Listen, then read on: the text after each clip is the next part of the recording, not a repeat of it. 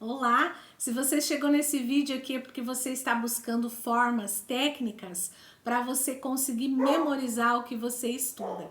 E é isso que nós vamos falar aqui hoje. Meu nome é Solange e eu quero abordar aqui com vocês uma teoria que se chama aprendizagem baseada no cérebro, tá? Essa teoria, ela é uma teoria da neurociência aplicada à aprendizagem. Então, eu fui buscar aí, né, nas minhas formações, mestrado, doutorado em educação, e essa teoria, ela é uma teoria muito interessante porque ela vai falar algumas coisas pra gente que quando a gente escuta, parece assim, nossa, mas é muito óbvio isso, né? Por que eu não fazia isso? Então, vou dar um exemplo para você aí, né? Eu, estudante de pedagogia, mestrado em educação, né? Fiz todo ali o meu processo de estudo, dando aula na universidade de pedagogia, falando sobre isso. E quando eu ia estudar, olha a forma que eu estudava. Hoje não estudo mais, né? Dessa forma, eu estudo com aprendizagem baseada no cérebro. Quando eu ia estudar, eu ficava lendo e relendo até cansar. Mas até cansar mesmo. Obsessiva, assim, horas, lendo, relendo, lendo, relendo, lendo, relendo. E esse tipo de estudo, ele é um estudo que funciona, não é que não funciona. Ele funciona, mas ele exige uma carga mental que muitas vezes a gente, na idade adulta, não dá mais conta. Então, quando que eu não dei mais conta de estudar dessa forma? Principalmente quando eu tinha uma carga horária muito grande de trabalho associada a um filho pequeno. Então, eu falei assim, meu Deus, não vou conseguir, nossa, não vou nunca mais estudar. Agora acabou pra mim, né? Não vou conseguir. Então, por quê? Porque eu queria estudar dessa forma, assim, horas adentro. E aí, essa aprendizagem baseada no cérebro, ela nos mostra, assim, que a gente pode estudar menos horas, com mais qualidade, de uma forma mais ativa. Então, esse conceito que eu quero trabalhar hoje aqui com você nesse vídeo, que é da aprendizagem ativa. Então, ler e reler é uma atividade passiva, tá? Como que você pode transformar isso numa atividade de estudo ativa? Quando você for fazer essa leitura, você pode fazer anotações no próprio texto, se o texto for seu, né? Você pode fazer ali as anotações no próprio texto, você pode grifar, você pode a partir disso também fazer as tuas anotações, fazer um material ali, um diário de estudos. E curiosamente, isso às vezes é tesourado assim por alguns professores. Ah, não fica grifando, grifar não pode. Não fica escrevendo muito, você tem que ler de uma vez. E esse processo mais ativo, ele faz com que você memorize mais. Ele faz com que, por exemplo, o processo de leitura, ele seja um processo mais ativo, onde você faz o registro, então, dessas informações e, posteriormente, também, você, a partir dessas anotações, você faz um outro material. Faz, por exemplo, um mapa mental, faz um resumo, faz um material, continua fazendo. Então, a aprendizagem ativa, ela nos leva a pensar num estudo de forma mais ativa, de forma mais autônoma, onde você realiza alguma atividade. Então, pense assim, quando você está assistindo uma aula, ouvindo uma aula, você pode estar só ouvindo no fone, ou você está lendo um material, isso é uma atividade passiva. Esse tipo de atividade, ele leva, inclusive, o que é muito relatado pelos alunos, eu lembro na graduação, eu trabalhei num primeiro ano, vários primeiros anos, né? Mas esse primeiro ano me chamou a atenção, que eles falavam assim, professor, eu não consigo ler. Eu vou ler e eu fico pensando em outra coisa. Não dá, professor, esses textos são muito longos, eu não consigo ler. Por que que a gente fica pensando em outra coisa quando tá lendo? Ah, a cabeça parece que fugiu. Por que que acontece isso?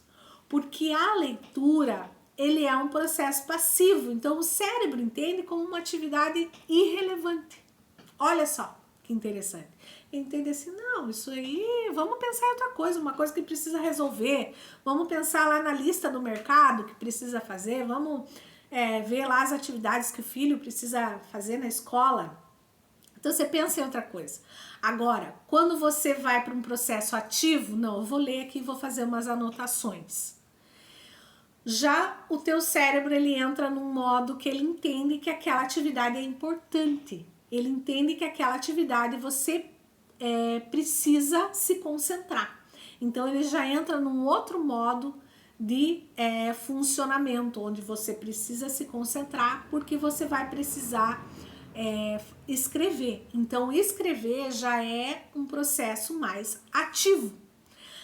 Aí, na sequência desse tipo de atividade, né, você fez lá as suas anotações. Quando você vai estudar para a prova, o que que você faz? Fala assim, a professora Solange falou para a gente fazer as anotações. Cadê as anotações que eu vou ler? E você vai de novo para ler e reler até cansar. Isso é uma coisa assim que é muito automática para a maioria de nós, porque a gente aprendeu isso lá na escola. E a escola, infelizmente, ela em determinados, né, modelos escolares, mas seria a maior parte, né, do que nós temos no Brasil ainda hoje, ela direciona para atividades passivas. Então você vai ler de novo. Então, eu quero que você, o que que você faça aqui depois desse vídeo?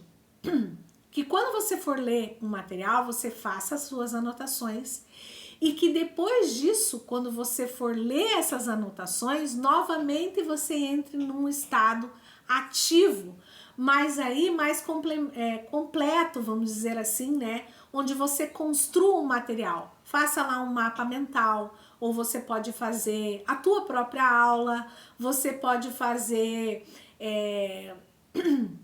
gravar, né? Tem gente que gosta só de gravar o áudio, não gravar a aula, né? Ou gravar a aula. Ou você pode fazer um resumo bem completo daquilo que você anotou, como um formato de redação. Então, esses processos mais ativos, eles vão trazer um resultado melhor para a tua memorização. Então, o que eu quero que você lembre aqui depois desse vídeo é entrar num processo mais ativo de estudo, deixando de lado só leitura, ou só assistir, ou só ouvir. Então, assistir, ouvir e ler são processos passivos. Você vai passar para processos mais ativos de aprendizagem, de escrever, resumir, elaborar um material, interpretar, que já seria uma outra fase, que a gente poderia colocar assim como uma terceira fase, tá? Desse processo, para passar por uma interpretação, passar por uma nova, né? Você fez ali as tuas anotações, aí fez como se fosse as anotações das anotações, né? Um novo material. E aí você vai interpretar, você vai pensar, vai contextualizar, você vai pensar em que isso aqui se aplica, por exemplo, na minha área, de forma prática. Ou como que isso se relaciona com uma outra teoria, um outro conceito. Como é que eu posso fazer aqui novas relações? Com o que isso aqui eu posso relacionar?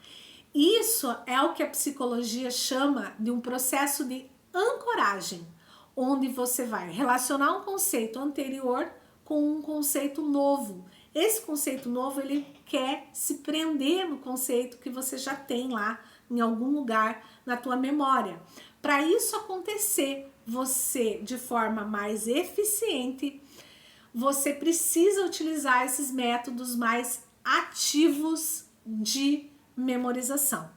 Agora, se você quiser uma forma mais detalhada para você compreender uma técnica de memorização, onde a gente vai entender como fazer esses materiais de acordo com a tua entrada sensorial, de acordo com a tua memória sensorial, eu vou deixar aqui embaixo para você o link do meu desafio Turbine Sua Memorização, que é onde eu explico como você pode fazer a aplicação de uma técnica sensorial associada a isso aqui que eu falei de uma forma mais ativa. Se você gostou desse vídeo, deixe o seu joinha, compartilhe e também não esqueça de se inscrever aqui no canal. Bons estudos!